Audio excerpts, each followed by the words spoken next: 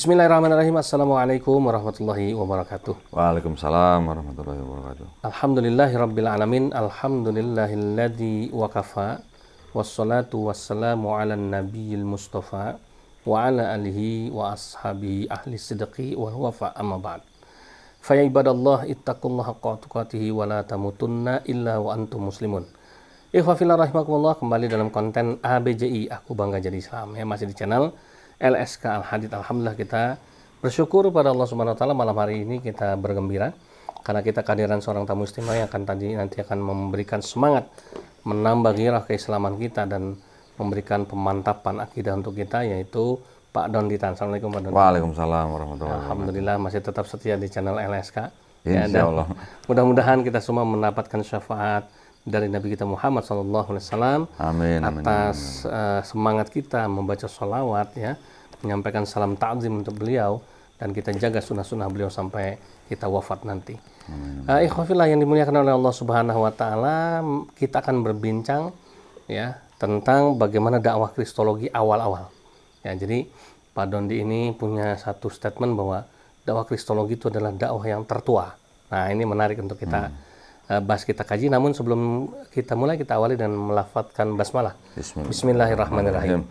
Baik Pak Dondi ini, ya. Jadi dakwah kristologi itu adalah dakwah tertua. Artinya sebelum mungkin ada dakwah tauhid, dakwah akidah, ya. Mungkin ada dakwah politik atau gimana maksudnya? Enggak, dakwah kristologi itu ya dakwah tauhid sebenarnya. Sama, ya? Ya. Oke. Kan gini, terminologinya ya. Kristologi sendiri ya. Kristologi itu kan daripada kata Kristus dan logos ini. Bukan logos. bukan logos. Maksudnya kristologi itu adalah ilmu yang mempelajari konsep ketuhanan daripada Yesus. Ya, gitu kan. Krisnya yang di depan itu kan ambil dari kata Kristusnya. Nah, sejak kapan itu ada yang namanya kristologi? Ya. Ya. Dari zaman Rasulullah itu udah ada kristologi. Mungkin namanya aja bukan kristologi. Ya, zaman dulu belum dikenal lah ya. Nah, istilah kristologi. Menurut saya, ya, kalau kristolog itu kan orangnya, ya kan? Menurut saya, kristolog yang paling hebat, menurut saya siapa? Nabi Muhammad. Nah itu. Karena ketika itu beliau berdakwah belum ada Islam, kan gitu. Belum ada Islam maksudnya? Maksudnya belum ada yang masuk Islam. Oh ya, maksudnya dalam dakwah awal-awal gitu lah ya. Awal-awal, iya.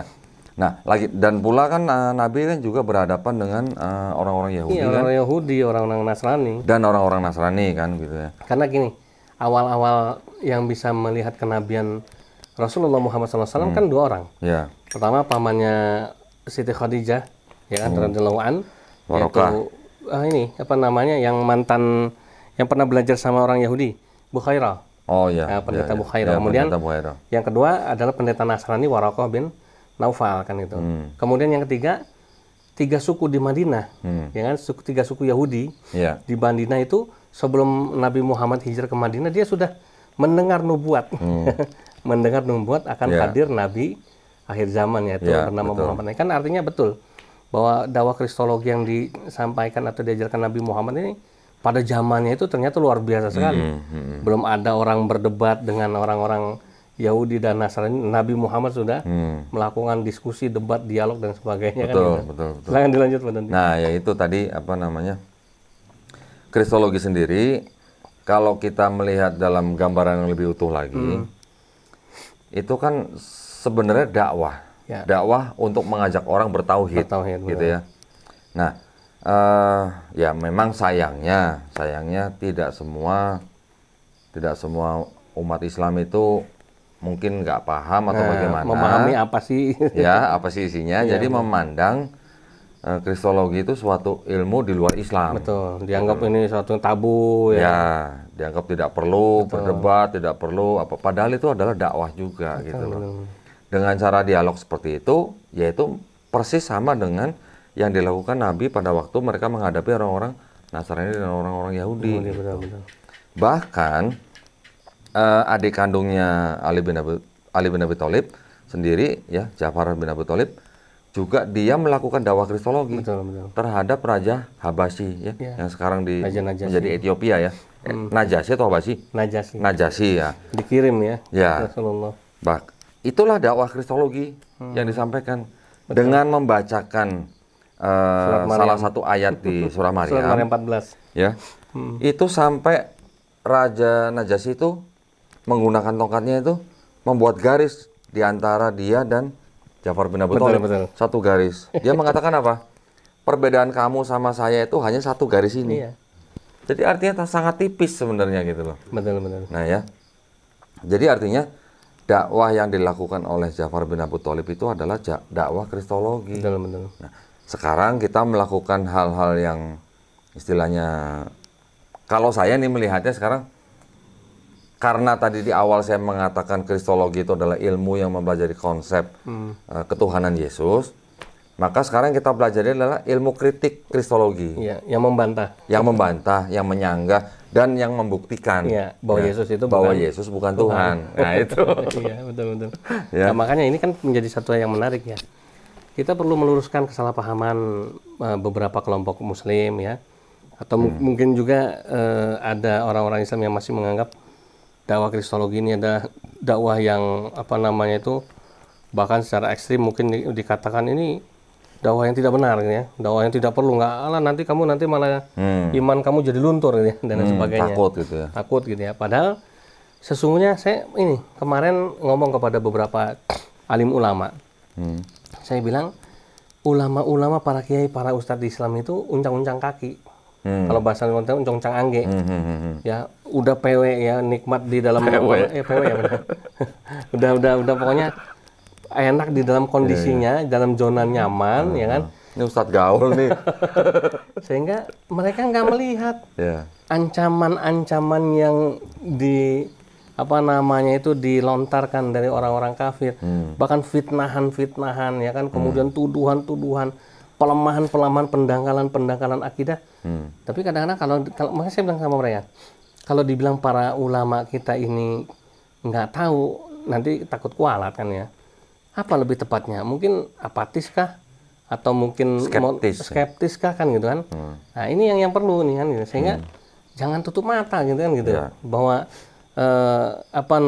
itu ancaman yang sudah diterima oleh kaum muslimin, ya kan, baik ancaman pemurtadan, pelemahan akidah dan lain sebagainya, ini udah nyata, udah di depan mata ya. Masa zaman gini masih belum tahu kan gitu. Dan juga penting juga buat mualaf-mualaf yang baru masuk Islam. Ya, mereka ini kan pada waktu masuk Islam ini kan mereka sudah dalam tanda kutip ini terpapar dogma gitu ya, dengan dogma. Bagaimana caranya kita membersihkan dogma bekas sisa-sisa, membersihkan sisa-sisa akidah lama gitu loh. Itu sangat penting juga menggunakan ilmu kritik Kristologi. Iya, karena banyak mualaf yang GMO, gagal move on. Dia di jeda mualaf 5 tahun. Ini temennya ABG tuh gimana sih? Gagal move on. Gagal move on kan ya. Tapi masih suka nyanyi lagu-lagu gereja daripada sholawat ya. Masih belum mau sholat, malah ada yang beberapa kali ikut Natal di gereja kan gitu kan. Nah, ini benar tadi dengan ilmu kritik Kristologi ya, kalau dari kita dari YPM Tauhid ini mempromosikan satu istilah baru, bukan ilmu Kristologi tapi ilmu kritik Kristologi gitu ya, kepada para mu'alaf untuk tadi membersihkan sisa-sisa kekafirannya lah gitu ya, dogmatik-dogmatinya supaya bersih, dan nanti tinggal dimasukkan nilai-nilai keislaman. Tentu harus belajar ya prosesnya. Makanya harus belajar di pesantren ya kan. Nah, termasuk misalnya yang pada dimaksud penting nih para mu'alaf, bagaimana menghilangkan sifat-sifat egoismenya, temperamennya ya, kemudian asal ngomongnya itu juga penting ya, sehingga ditata lagi. Nah, pentingnya ilmu kritik Kristologi itu bukan hanya menyasar teologisnya, Iya, betul. Tetapi yang paling penting itu adalah salah satunya adalah kritik teks. Nah, kritik teks itu apa? Kritik teks itu adalah kita mempelajari teks daripada kitab suci yang mereka pakai, yang mana kita mempertanyakan keabsahan, keaslian, kevalitan gitu ya. Nah, seperti itu kita pelajari. Nantinya akan terbuka semua. Bahwa ternyata ilmu Kristologi yang dipunyai oleh saudara-saudara kita yang Kristen itu lebih banyak ternyata mengambil dari sisi teologis, Iya. gitu loh. Karena teologis tidak bisa dilawan dengan ilmiah, makanya otomatis teologis itu akan runtuh sendiri gitu loh. Iya. Dengan bukti-bukti yang Fakta-fakta, nyata, data-data. ya. Nah, data-data yang valid yang dikeluarkan oleh kalangan mereka sendiri, bukan kalangan kita loh. Yang bantah dia. Jadi yang data-data yang valid yang dikeluarkan oleh kalangan mereka sendiri untuk teks mereka sendiri. Iya. Ini orang-orang yang mungkin boleh saya bilang jujur ya. Iya. Bahkan ada beberapa sih sebenarnya. Ada kitab suci yang disebut dengan Bible itu, yang di dalamnya tuh ada catatan kakinya, ya istilahnya Footnote. kalau footnote ya. Di footnote itu menyatakan bahwa ayat-ayat ini di naskah-naskah kuno tidak ada. Tidak ditemukan. Ya. Di naskah-naskah yang terutama dan utama gitu, yang menjadi landasan diterjemahkan ke bahasa-bahasa yang kita kenal sekarang. Footnote itu sampai menyatakan begini, karenanya bagian ini pasti tidak asli. Sampai bisa begitu coba. Itu sebenarnya buat saya itu merupakan suatu kejujuran gitu. Iya. Ya. Jujur dalam arti secara ilmiah dan akademis. Betul. Ya, karena kan yang namanya teks daripada kitab yang dianggap sebagai kitab suci itu kan harus terbukti ya dari sejarahnya gitu loh. Dari sejarah penulisannya, penyalinannya, penerjemahannya, Naskah-naskah aslinya. naskah kunonya kita harus tahu gitu. Kenapa kita penting mempelajari itu? Supaya kita tahu ini teks dari mana, asli atau enggak gitu loh. Iya, Terus penerjemahannya benar atau enggak. Dan ayat yang ada footnote-nya itu ingat nggak tentang apa? 1 Yohanes 5 ayat 7. Nah, isinya Dan ada 3 saksi di surga, Yang bersaksi di Bapa, surga. Putra, dan Roh Kudus, dan ketiganya adalah satu. dan ternyata itu ayat Tidak asli. tidak asli. Cuma kenapa nggak ditulis palsu sekalian gitu ya? Tanggung. Ya, sekarang kalau tidak asli apa sih? Ya makanya cuman kalau kita ngomong kan jadi entar sangkanya berarti nuduh yang ini palsu kan gitu. Iya. Nanti kalau kita bilang palsu, ditanya balik ya, siapa yang memalsukan? Nah, mana yang aslinya? Mana aslinya? Nah, kalau kita pelajarin lebih dalam lagi ya, itu sampai ada yang bisa, karena kan kalau ahli-ahli kritik teks itu kan nggak cuma asal jeplak ngomong doang. Betul. Mereka mempelajari teks aslinya. Para ahli, Mereka mempelajari para peneliti, kodeks aslinya. Betul. Yang saya tahu, seorang guru ya, ini guru besar nih. Guru besar yang namanya Bruce Metzger, ya, Bruce Metzger kalau nggak salah. Itu adalah gurunya daripada Profesor Bart Ehrman. Dia sampai bisa mengambil kesimpulan bahwa ayat itu dipalsukan oleh seorang Fransiskan bernama Freud di abad ke-16. Tahunnya saya lupa lah, 15 berapa gitu kan. Itu terjadi pada waktu salah seorang penyusun penyusun Bible berbahasa Yunani yang bernama Erasmus yang sedang menyusun Bible berbahasa Yunani dengan sebutan Textus Receptus. Iya. Disitulah mulai asal mulanya itu ayat itu timbul gitu. Di teks-teks yang sebelumnya di Codex Sinaiticus, Codex Vaticanus itu nggak ada. Iya. Nggak ada. Adanya di abad ke-16. Makanya kalau nggak salah di Alkitab itu ada tanda kayak dalam kurung Tanda gitu. kurung ya. Coba bayangin, abad ke-16, 1600 tahun dari zamannya Zaman Yesus. Baru nongol gitu. Ini yang ngomong orang-orang kalangan mereka sendiri loh tadi. Bukan kita ya. Nah, kalau kita nggak tahu seperti itu, orang awam maksudnya ya, dibacain ayat seperti itu. Ini loh buktinya bahwa Yang memberi kesaksian di sorga ada 3. ya enggak, maksudnya bahwa bukti bahwa ayat ini yang membuktikan bahwa Adanya Tritunggal. adanya Tritunggal gitu. Kan kita, mana? Buktiin ayat Alkitab yang ada kata-kata 3 pribadi atau Tritunggal. Nih 1 Yohanes 5 ayat itu 7. gitu loh. Padahal ternyata Ada 3 pribadi menjadi satu gitu, ya kan? Karena selain daripada ayat itu, ayat satu lagi yang yang dianggap sebagai ayat Tritunggal, yang pas dibaptis gitu ya. Nah, Matius 28 ayat 19.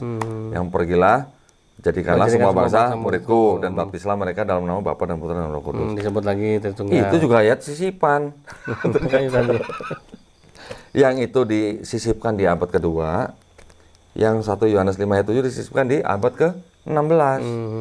Bayangin, dari abad kedua, abad 16. Jaraknya. Nah, gimana dong? Bible itu mengatakan karenanya bagian ini pasti tidak asli. Satu ya, mereka jujur ya. Iya. Memang itu Bible tidak diperjualbelikan, Iya, tidak diperdagangkan. Nah, mungkin itu memang untuk studi Bible, ya.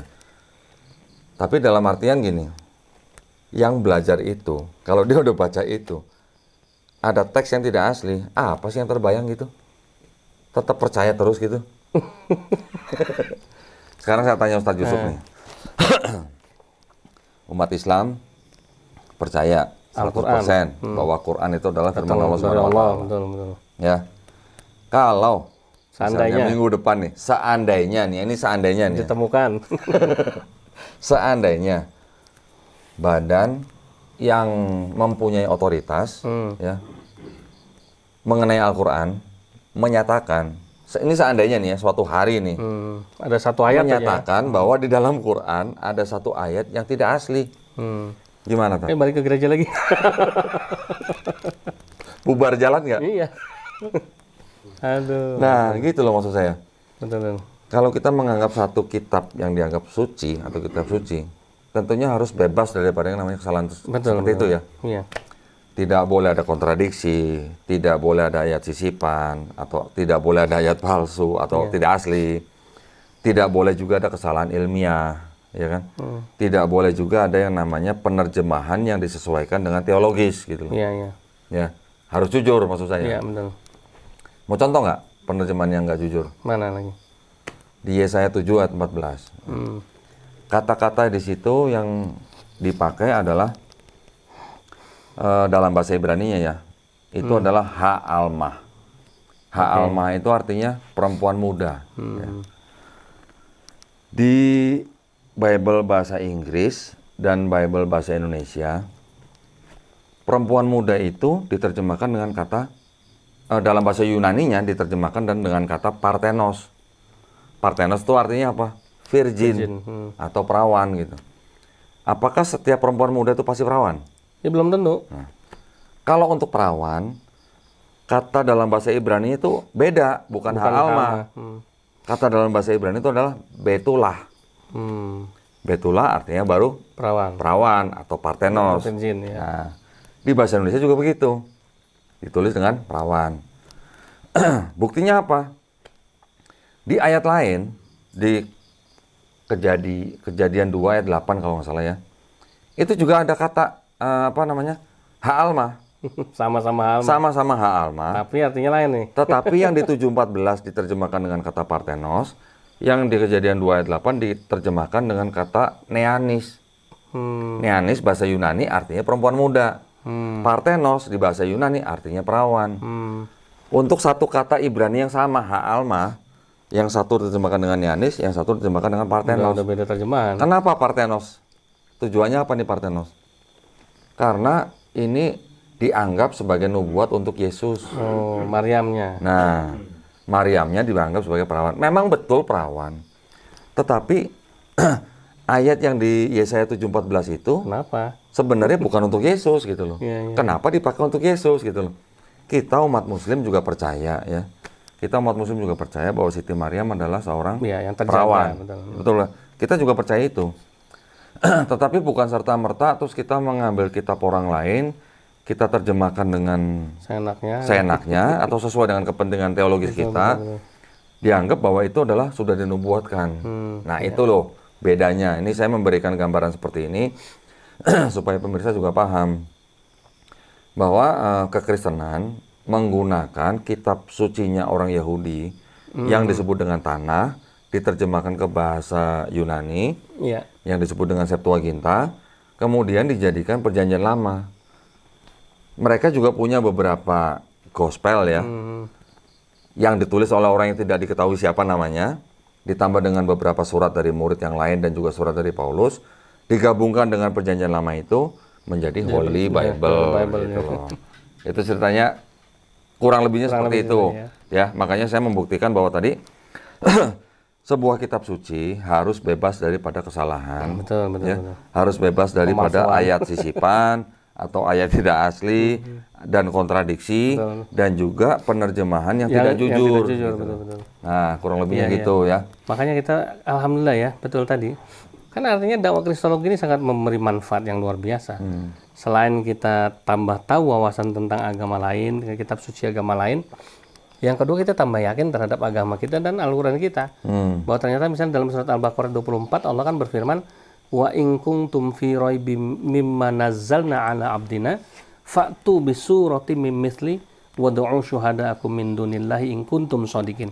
Kalau kamu itu masih ragu-ragu terhadap Al-Qur'an yang diturunkan kepada Nabi Muhammad, bikin aja satu surat aja misalnya kan gitu ya. Dan tuh suruh kumpulin tuh teman-temanmu, ahli-ahli bala tentaramu, ya konco-koncomu kalau orang Jawa bilangnya. Ya, tapi kata Allah fa'ilam fi raibi minna nazalna alif fa'tu bi suratin min misli wa uswadahu min dunillahi in kuntum shadiqin. Kalau kamu itu orang-orang benar ya. Kalau benar kan ternyata memang terbukti alhamdulillah bahwa yang benar hanyalah Al-Quran kan itu. Makanya Al-Quran bisa menghadirkan bukti-bukti, fakta-fakta yang sampai sekarang masih tetap terjaga. Walaupun serangan-serangan terhadap Al-Quran untuk melemahkan dan mencari kelemahan Al-Quran itu banyak. Tapi alhamdulillah sampai saat ini Al-Quran masih terjaga nih, Masya Allah ya. Nah itu ya, jadi luar biasa bahwa ternyata dakwah kristologi, sekali lagi kami meminta kepada seluruh umat Islam, seluruh para alim ulama dengan segala hormat, ya, dan segala ta'zim kami, jangan menolak dakwah kristologi ini. Jangan pernah menyudutkan, jangan pernah menganggap dakwah kristologi ini adalah sesuatu yang tidak memberi manfaat. Karena sesungguhnya dakwah kristologi lah yang membela Islam, yang membela Nabi Muhammad, yang meluruskan kesalahpahaman pandangan orang-orang non-muslim terhadap Islam ya. Kami ini yang mati-matian bekerja siang malam ya. Sementara orang-orang Islam yang lain cuma asik sholat 5 waktu, ya kan, cuma asik baca Quran saja, asik beramaliyah. Bukan nggak boleh, itu bagus ya. Tapi sementara giroh memperjuangkan dan membela agama ini ada di tangan kami justru ya. Sehingga kami tidak meminta antum semuanya untuk ikut langsung seperti kami, tidak, paling tidak dukung. Ya kan, jangan a priori. Jangan kemudian itu alergi. Tapi dukung kami, doakan kami semoga dakwah kristologi yang sedang diperjuangkan Pak Dondi, saya, YPM At-Tauhid, Gerham Mu'alaf, dan seluruh teman-teman para YouTuber kristolog muslim bisa terus berjalan, ya kan, bisa terus menggema, sehingga orang-orang kafir yang mencoba melemahkan Islam bisa terus kita counter ya, dan kita luruskan, kita benahi, sehingga mudah-mudahan semakin banyak dari mereka yang kemudian masuk Islam ya. Nah mungkin ini Pak Dondi terakhir. Selama Pak Dondi dakwah kristologi, ada nggak yang sadar kemudian orang-orang kafir itu masuk Islam?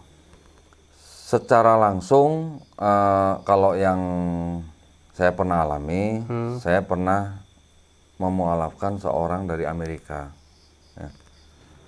Namanya mungkin saya nggak usah sebut lah ya. Kira-kira tahun berapa ya? 2015 kalau nggak salah. Ya. Setelah itu, selama saya dakwah kristologi, saya sebenarnya nggak pernah berharap orang-orang di luar Islam dapat hidayah gitu. Buat saya cukup menyampaikan itu saja. Hidayah itu bukan ranah saya. Ya. Hidayah itu ranah Allah Subhanahu Wa Taala. Saya sendiri kembali ke Islam karena saya menonton dakwanya kristologi Ahmed Didat. Ahmed Didat nggak pernah tahu berapa orang yang masuk Islam karena video dia. Nggak ada hitungannya juga. Iya kan? Zakir Naik juga nggak pernah tahu. Ya, dari videonya dia yang tidak pernah menonton secara langsung, yang di belahan bumi yang lain, masuk Islam karena nonton video dia. Salah satunya saya. Tapi alhamdulillah kita saksikan kan bukti-buktinya di YouTube, banyak ternyata yang masuk Islam, Masya Allah kan. Saya nggak usah sebutin lah berapa orang yang udah masuk Islam karena ceramahnya Dr. Zakir Naik, bahkan pada saat dakwah itu dilakukan ya. Betul. Tetapi di luar daripada itu, ya, orang yang menonton, kalau memang dia hatinya mau bersih, mau terbuka, open minded, ya seperti saya akhirnya kembali kepada Islam. Menerima kebenaran. Jadi pada waktu saya berdakwah, saya juga tidak pernah mengharapkan orang mau masuk Islam atau dapat hidayah itu. Saya nggak pernah mengharapkan itu. Ya kalau memang ada yang menonton dakwah saya, kemudian dia dapat hidayah, ya itulah keberuntungan dia. Sama seperti saya pada waktu saya kembali ke Islam, saya merasa menjadi orang yang paling beruntung di seluruh dunia. Alhamdulillah. Gitu aja kalau buat saya sih. Ya, jadi niatnya kadang-kadang saya gini, niatnya yang kita harus benerin gitu. Betul. Ya. Bukan istilahnya kita berdakwah, kita berharap sebanyak-banyaknya orang mualaf gitu. Bukan ranah saya itu. Betul. Yang bisa membolak-balikan hati manusia cuman Allah Subhanahu wa taala. Betul. Baik ya, luar biasa penonton sekalian yang dimuliakan oleh Allah Subhanahu wa taala. Namun terbatasnya waktu dalam konten ABJ harus memisahkan kita untuk sementara.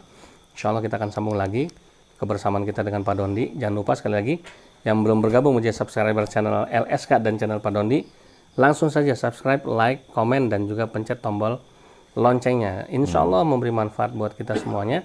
Dan bagi yang suka juga nanti bisa langsung konsultasi secara langsung lewat nomor WA ya. Nanti ada nomor WA yang kami tampilkan di deskripsi maupun di running text ya. Silahkan nanti antum bisa berdialog dengan kami langsung, bisa bertaaruf. Ya, yang jelas yang pasti apabila WA itu ataupun WA yang dikirimkan kepada kami itu sifatnya memberi manfaat, maka tentu akan kami layani dengan baik. Ya. Tapi kalau tidak memberi manfaat ya mungkin malas juga kita layanin gitu ya. Nggak mungkin juga kalau misalnya ada para pemirsa yang membutuhkan kajian yang lebih mendalam ya. Misalnya dari setiap topik ya yang ada di dalam ilmu kritik kristologi, bisa hubungi Yusuf Ismail. Atau ya pelatihan ya, model pelatihan. Ya, betul. Karena kita sudah menyiapkan kurikulum ya. Dan insya Allah sebentar lagi kita akan mendirikan sekolah tinggi ilmu kritik kristologi kan ya. Masya Allah. Ya, amin, mudah-mudahan doanya ya. Jadi amin. Pak Dondi dan saya sedang berikhtiar ya. Mudah-mudahan ini semua bisa mendapatkan ridhonya Allah Subhanahu wa taala. Tentu dengan dukungan dari semua pengurus dan juga teman-teman yang tergabung di YPM At-Tauhid dan Geraha Mu'alaf. Karena kita udah bersama ini. Kalau ada pemirsa yang mau berdonasi gimana? Oh iya, kalau ada yang mau berdonasi ya nanti bisa langsung ada lokasinya di mana gitu dong. Langsung aja. Nanti ada video khusus ya di channel LSK. Mungkin nanti kalau Pak Dondi berkenan juga di channelnya Pak Dondi ya. Dimasukin videonya tentang pembebasan tanah dan bangunan ya. Ada 1.200 meter persegi dengan bangunannya di pinggir jalan raya ke arah Gua Pindul atau Gua Wisata Gua Pindul di Gunung Kidul ya. Di Gunung Kidul Yogyakarta yang akan kita bebaskan itu nanti akan kita bangun sekolah tinggi ilmu kritik kristologi YPM At-Tauhid. Nah, ini minta doanya. Itu kalau beneran terrealisasi berarti sekolah tinggi kritik kristologi. Iya, bukan kristologi tapi itu menjadi sekolah tinggi kritik kristologi pertama di Indonesia dong? Iya dong, pertama. Karena yang memunculkan istilah kritik kristologi Pak Dondi nih. Wes, mantap. Ya, minta doa restunya ya. Karena kita siapkan kurikulumnya, pembelajarannya dan gratis ya. Kita fasilitasi semua yang mau belajar. Ya. Gratis, maksudnya gratis apanya? Iya, gratis, tidak berbayar mau belajar di situ gratis? Iya, gratis. Serius? Iya. Insya Allah kan itu. Masya Allah. Nah, apabila nanti itu semua pihak setuju, kita gratiskan hanya nanti apabila ada yang ingin berzakat, infak, sedekah untuk kelanjutan dari manajemen dari sekolah ini ya monggo. Apabila mungkin yang mau belajar adalah seorang mu'alaf yang memang betul-betul duafa ya gratis kita gratisin.